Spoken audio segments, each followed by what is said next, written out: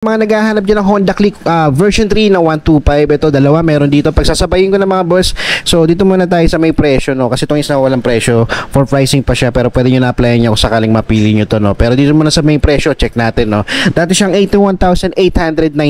So, makuha mo na lang siya ng 71,307. So, sa monthly neto for 6 months, 3,407.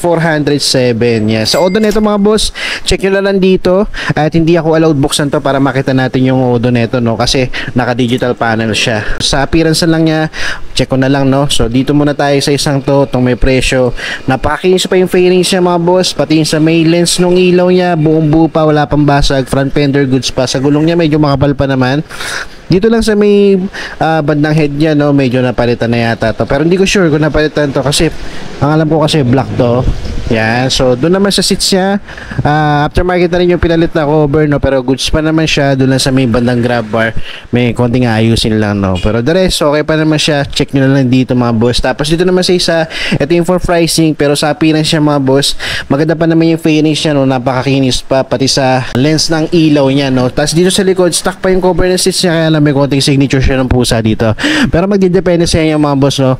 Kung sakali, pwede nyo naman siyang palitan. Napakadali lang naman palitan yan. Murang-mura lang yung mga boss, no. So, the rest, okay pa naman. Kompleto pa naman siya, no, bukod sa mirror niya. Yan. Sa mga